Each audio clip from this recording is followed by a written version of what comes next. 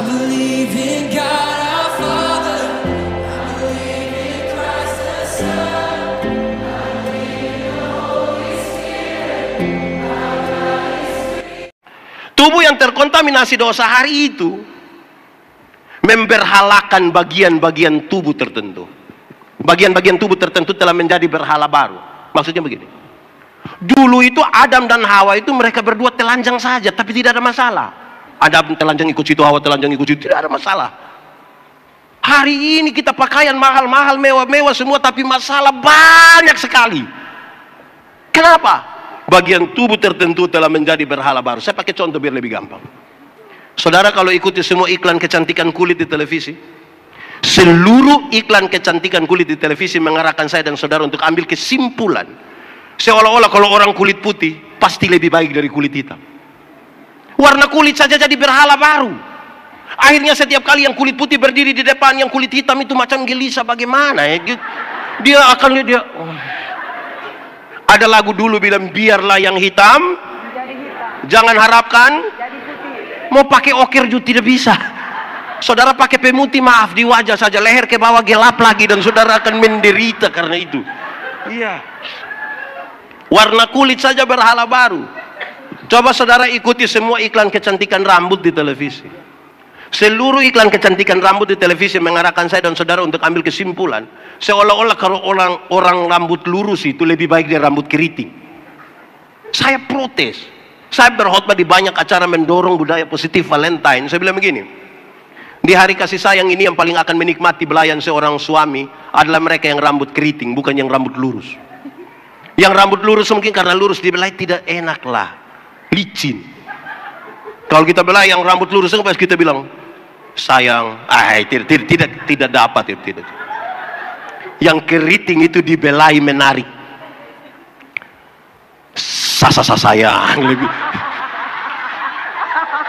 lebih dapat lah begitu. Jangan gelisah hanya karena keriting. Tidak usah gelisah. Amin kan? Belajar terima keadaan. Saudara tahu per hari ini berat badan saja jadi berhala baru. Berat badan. Seolah-olah seorang perempuan cantik itu harus tinggi 170, berat badan 48 kg. Akhirnya banyak ibu-ibu tidak makan malam. Mereka hanya telan ludah malam.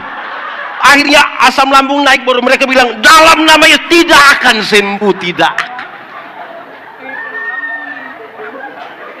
Di Pomala ada, di Jempol ada. Itu ibu ada di sini. Coba tunjuk, ada. Saudara, kalau ada ibu-ibu gemuk 2 orang duduk di sini, yang satu gemuk lewat sana, coba dengarkan orang 2 punya percakapan. Yang di sini akan bilang begini, saya dan dia siapa lebih kurus kenapa tanya begitu? Berat badan saja jadi berhala baru. Apa pengaruhnya saudara? Saudara dengar ini. Itu membuat pandangan kita terhadap kemanusiaan menjadi masalah. Bagaimana sekarang saudara merindukan kepekaan, kesetiaan melakukan kehendak Allah, padahal penerimaan terhadap diri bermasalah. Saya mau bilang pada saudara demikian.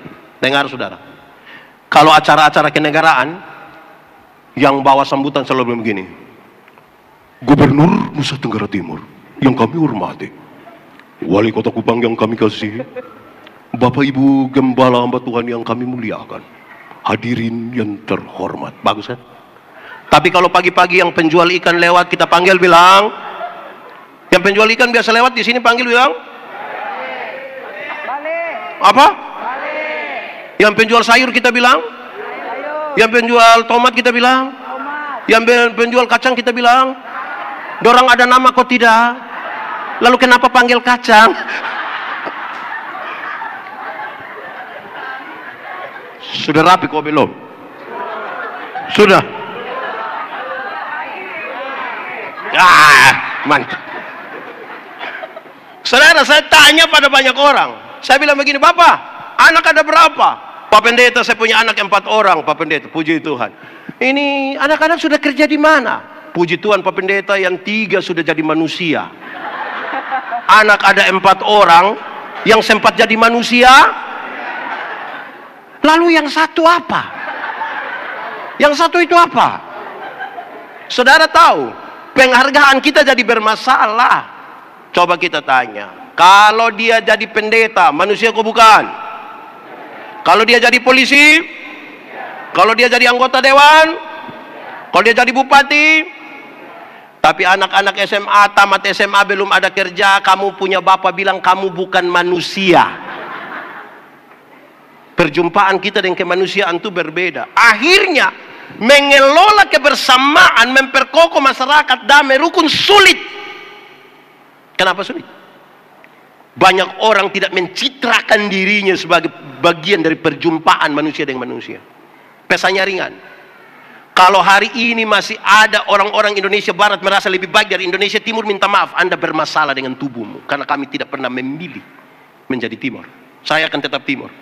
Ada yang Manado, ada yang Mamasa, ada yang Toraja, ada yang Papua, ada yang Medan, ada yang manapun. Kita tidak pernah memilih, tapi kita bisa hidup bersama-sama. Amin. Hanya orang yang bermasalah dengan tubuh yang berdosa, yang tidak mampu melihat dan mengelola kebersamaan. Saya kasih tahu saudara, mengelola kebersamaan itu harus seperti makan kolak. Tahu kolak? Pernah makan kolak? Kolak terdiri dari apa coba? Ubi, pisang, santan, gula. Sudah jadi dia punya nama? Dia punya nama? Kolak. Setelah jadi kolak kita makan pisang, masih rasa pisang ke tidak? Masih. Tapi ada cita rasa baru yang ditambahkan sebagai bagian dari sebuah kebersamaan. Tidak ada upaya untuk saling menghilangkan. Kita bisa bersama-sama. Bukan mau makan kolak, nah kita makan pisang di sana, pindah lagi makan ubi di sana, pindah lagi minum santan di sana, baru terakhir duduk di atas kompor di sini untuk masak. Kan tidak begitu. Bisa bergabung semua di sini kan? Mengelola kebersamaan begitu, memperkuat kita pun kehidupan. Jangan kelola kebersamaan itu seperti minum kopi. Tahu kopi? Tahu kopi? Pernah minum kopi? Kopi terdiri dari apa? Kopi, gula. Sudah jadi dia punya nama? Kopi. Lalu yang lain punya nama? Kopi itu terlalu egois. Kita semua tapi nama mesti dia. Kita semua tapi nama mesti dia. Terlalu bikin diri intilah. Jangan begitu. Kita semua penting. Saudara tahu tembok? Tahu tembok? Pernah lihat tembok? Yang mana? Oh itu. Tembok terdiri dari apa? Semen, pasir, air, batu. Sudah jadi tembok begini, pasir kelihatan ke tidak? Kalau begitu kita sepakat, kita garu saja itu pasir ke silang. Dalam sebuah kebersamaan, saudara mungkin tidak kelihatan, tapi bukan berarti saudara tidak penting. Dalam sebuah kebersamaan, saudara mungkin kelihatan karena badan besar, tapi bukan berarti orang lain tidak penting. Amin kah? Saudara, tahun 96 saya pergi sekolah teologi di Kupang. Saya lahir besar di Soe, kira-kira 110 km dari kota Kupang. Tahun 96 saya pergi sekolah teologi di sana. Sebagai laki-laki normal saya suka perempuan. Saya begini suka perempuan. Tapi orang tidak ada yang suka saya. Dulu kan pakai titip-titip salam begitu toh. Dulu titip salam. Kalian bilang begini, Non, salam yang kau punya teman itu Don pikir tahu, Nona, ada salam dari Yandi. Dia punya kalimat menarik. Hei, Yandi itu orang apa? Dari mana? Dia kira saya orang gila mungkin. Dia kasih tahu, Yandi itu orang Timor, dari Soe. Dia bilang apa? Perbaiki keturunan. Dia kira saya keturunan ular beludak. Saya sakit hati saudara, tapi sudahlah. Saya berproses, belajar baik-baik jadi pendeta. Saudara, apalagi sekarang saudara pergi ke daerah-daerah, saudara akan banyak temukan ada banyak baliho, ada flyer tulis bersama pendeta Yandi, pendeta Yandi, pendeta Yandi, pendeta Yandi. Dia yang itu hari tolak, malam-malam inbox. Saudara, menghargai manusia harus berani dipastikan kan dia manusia. Kenapa saya harus mengasihi seseorang? Karena pada dirinya ada gambar dan rupa Allah. Itu yang membuat saya menghormati dia.